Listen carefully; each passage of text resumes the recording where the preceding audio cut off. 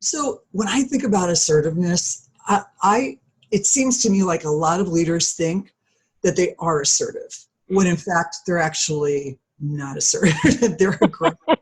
So I wonder, in all this experience, what have you and your team of coaches learned to be true about your clients?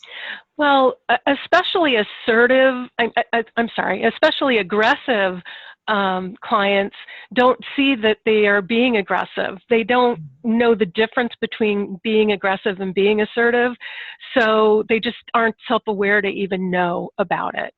And so the first thing is helping them understand that they are aggressive and helping them see what an assertive leader does and what an aggressive leader does and what the differences are, and get that distinction.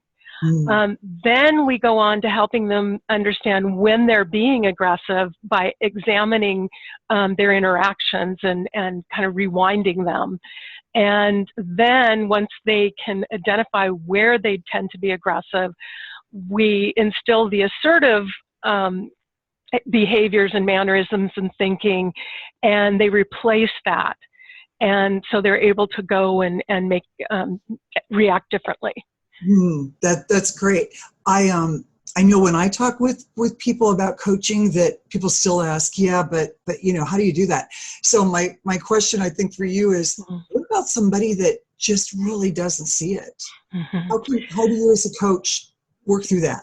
Yeah, so you start by helping them see it through questions, but oftentimes inventories like the DISC and the MBTI and other inventories help them start to see the behaviors that are different and what their personality drives in them.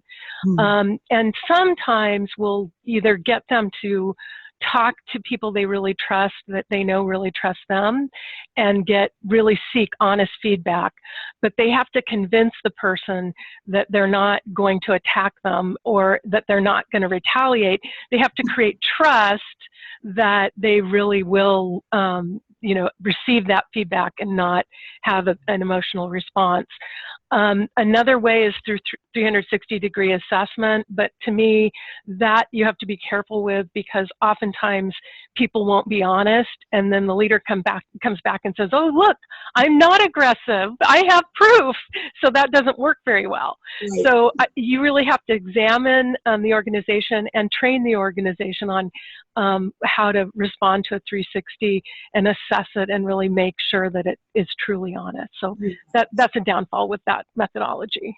That's so interesting. I love that you know that too. Like, that's what that downside of the 360, right? When it doesn't work like that, is nobody ever wants to tell the truth on one again.